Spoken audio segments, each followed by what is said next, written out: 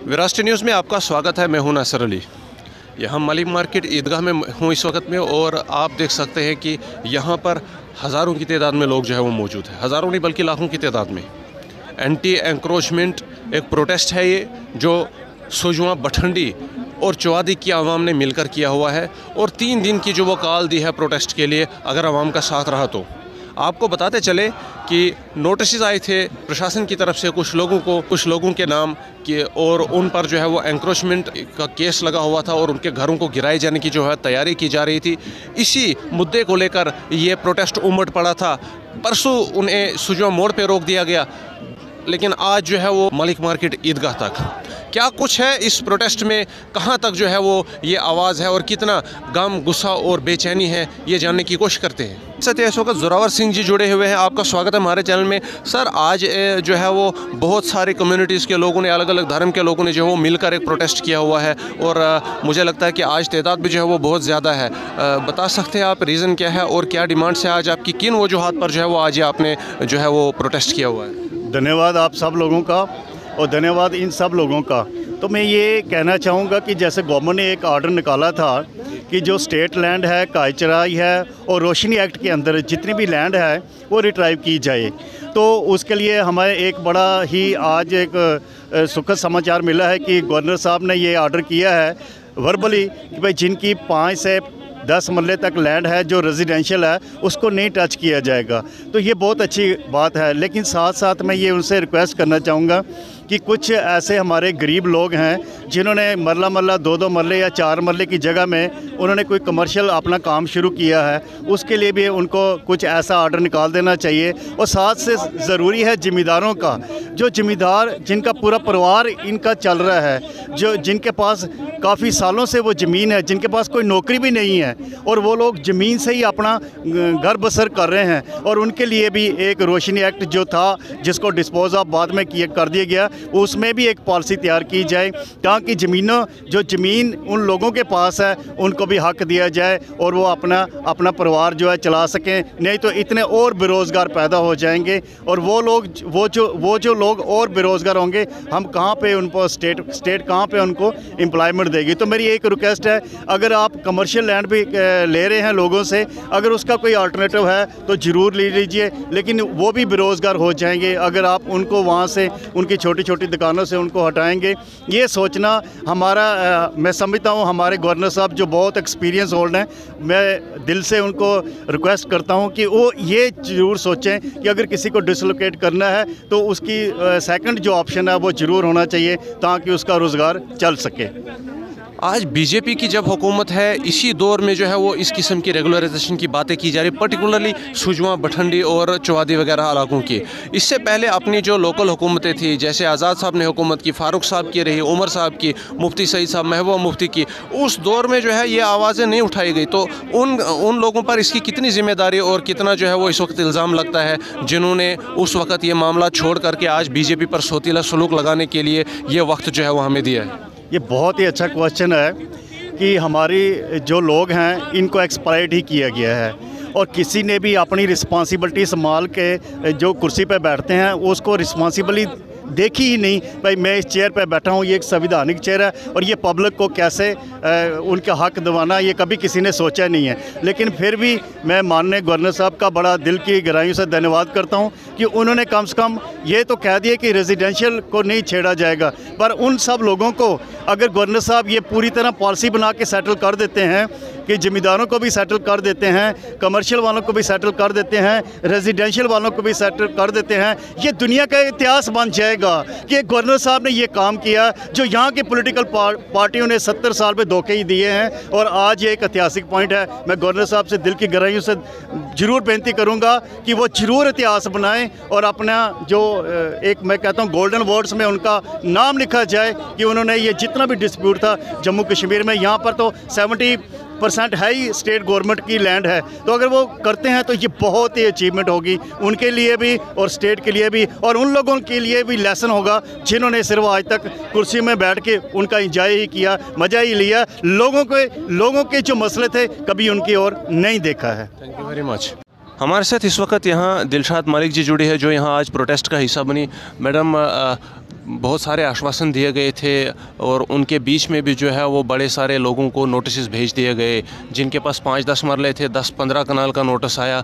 गुलाम अली साहब ने भी जो है वो यहाँ के MP हैं, उन्होंने भी जो है वो बोला था कि आप लोगों पर जो है वो कोई भी आंच नहीं आने दी जाएगी, मगर कल आपने देखा कि सुप्रीम कोर्ट ने भी जो है वो हियरिंग से इनकार कर दिया। तो कहाँ तक आपको लगता है कि ये जो बस्तियां हैं भटंडी, सुजवा और बाकी जगहों की जो जिनको रेगुलराइज भी नहीं किया गया है अभी तक, इन बस्तियों का जो एक मुस्तकबिल है वो ख़तरे में है? वो तो ख़तरे में ही। देखिए, जब से 47 से ये जो जगह ली हैं यहाँ पे, हमने तो लैंड ग्रैबिंग नहीं की कि झंडा गाड़ा है। अगर इन्होंने बाकी इतने इलाके जिन्होंने बस गए वहाँ पे, उसके बाद उनके रेगुलाइज किए वो लोग, तो इन्होंने यहाँ पे क्यों नहीं रेगुलाइज किया? जबकि लोगों ने ये घर, दुकानें जो बनी है, बिज़नेस खुला है, यूथ इतना बेकार है, यूथ का कोई काम नहीं, ना जॉब मिली है ना कुछ मिला है इनको। अब ये दुकानें कमर्शियल बोल रहे हैं, तोड़ रहे हैं, तो यूथ कहाँ जाएगी?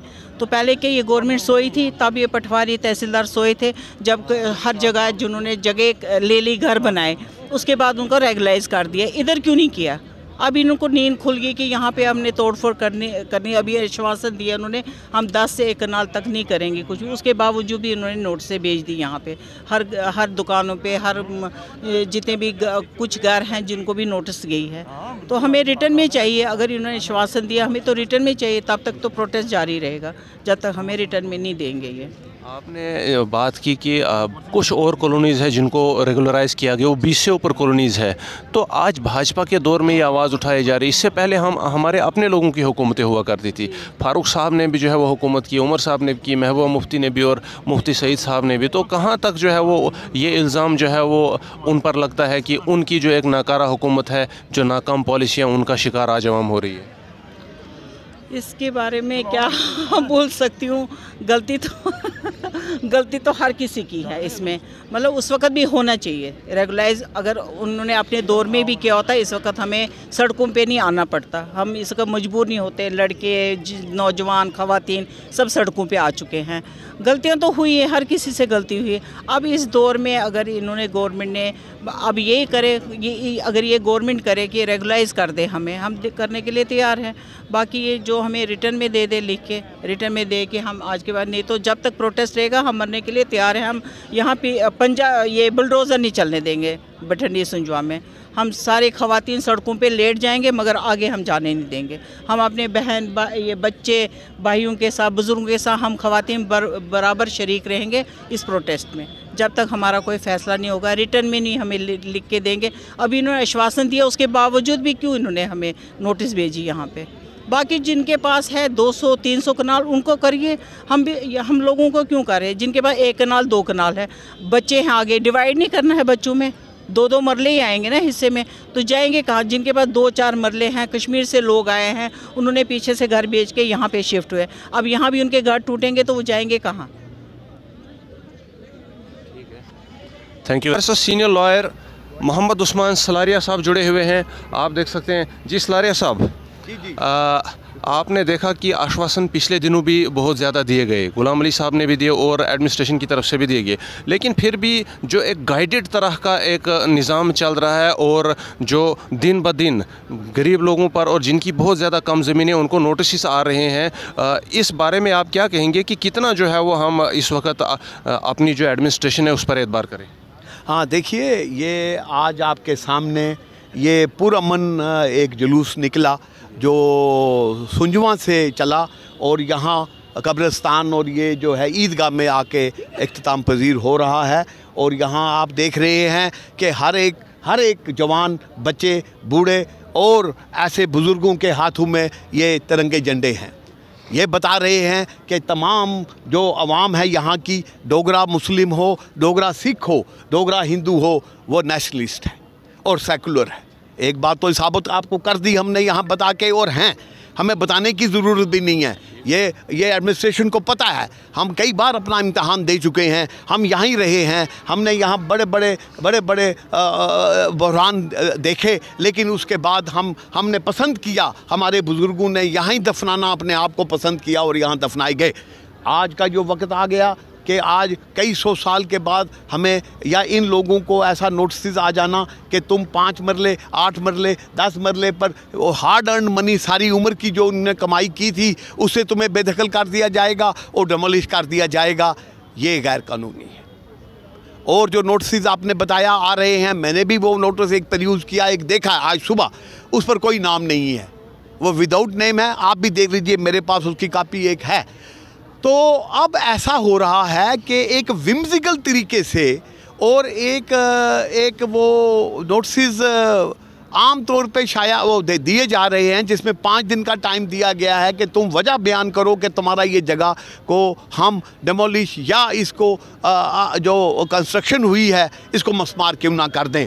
तो मेरी एडमिनिस्ट्रेशन से और लेफ्टिनेंट गवर्नर साहब से, जो एक बड़े संजीदा सियासतदान रहे, एडमिनिस्ट्रेशन में भी रहे हैं, तो वो ये है कि इन गरीब आवाम, जैसे उन्होंने कहा है कि हम किसी गरीब के पर ये हथौड़ा नहीं पड़ेगा और हम गरीब को तहफ़्फ़ुज़ देंगे, हम सिर्फ लैंड माफिया के ख़िलाफ़ हैं जिनके पास बहुत बहुत चंक ऑफ लैंड 100 कनाल्स हैं, तो हम कब कहते हैं नहीं, खुदा के लिए वो करके दिखाओ।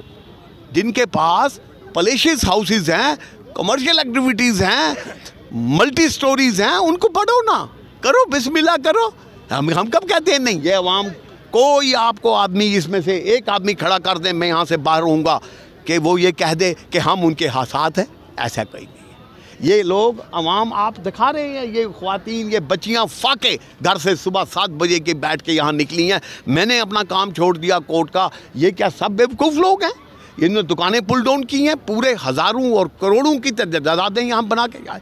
तो ये कहते हैं कि आप इसको, कानून को अनलॉफुल एक्टिविटी मत करिए, कानून तहफ़्फ़ुज़ देता है, ये नागरिक हैं, इन्हीं से आपकी ताकत है। हुकूमत किस पर की जाती है? अवाम। जब अवाम साथ है, आप साथ हैं। जब पुलिस, हमारी एडमिनिस्ट्रेशन या आर्मी रह जाती है तो सिविलियन उसका साथ देते हैं। अपने कांधे पर वो मोटर शेल्स लेकर क्या उधर राजौरी और पुंछ और करगिल और उन दराज में नहीं जाते रहे? जाते हैं। वो ही इनको इन्फॉर्म करते हैं, फिर वो कामयाब होते हैं। इसलिए इनके साथ नाराज़गी गलत है। इनके 10-10 मरले 15-15 मरले के हैं, उनका ऑर्डर जारी करिए, इनसे उसको कंपनसेट कर देंगे, लेवी ले लीजिए, उनका कंपनसेशन जैसे बाकी हमारी हुई हैं नवाही इलाके में। जम्मू की 18 कॉलोनीज़ को रेगुलराइज़ किया गया है जनाब, ये पहली बार नहीं है। तो सिर्फ इसी को पिन पॉइंट करना, इसी इलाके पर बार बार आ जाना, और ये मेरे लिए ये कहना है, गुजारिश है मोतबाना एज ए लॉ अबाइडिंग और लॉ नोइंग मैन कि ये इसका रास्ता निकालना चाहिए। Where there is a will there is a way. कोई मुश्किल नहीं है कि नहीं हो सकता। अगर गवर्नर साहब चाहें और इनको हदायत आ जाए, एक दिन में ये हो सकता है। ये ऑर्डर जारी हो जाएगा, महीने के अंदर पैसा जारी कर रेगुलराइज कर दो। बिजली के ये 20-20, 30-30 साल के लोग, 40-40 साल के रह रहे हैं। They are not Afghanis, Afghanistan से थोड़ा आगे इधर रहे हैं, डोगरा है, इसी मिट्टी में मरना है इनको, मरे हैं। तो यही मेरी गुजारिश है, तमाम की यही गुजारिश है कि रेगुलराइज करो और इसको रजिस्टर कर दो। Thank you very much. Thank you. Mohammad Usman Salaria साहब हमारे साथ इस वक्त बात कर रहे थे। आपने जो है वो क्लियरली सुना, इनके व्यूज़ क्या थे। जम्मू शहर का ये हाल है, यहाँ के नवाही इलाकों का ये हाल है, तो वो जगह जहाँ 6 महीने बर्फ़ रहती है और 6 महीने बाकी ज़िंदगी की तैयारियों में लग जाते हैं, जिनकी आवाज़ें भी हम तक अभी नहीं पहुँची, जिनका कोई रहबर और कोई लीडर भी नहीं है कि उनकी आवाज़ को प्रशासन तक पहुँचाए, आखिर उन लोगों का आने वाले समय में क्या होगा। विरासती न्यूज़ में फ़िलहाल के लिए इतना ही। आप अपनी राय को कमेंट सेक्शन में देना ना भूलें। दीजिए मुझे इजाज़त, अपना ख्याल रखिए।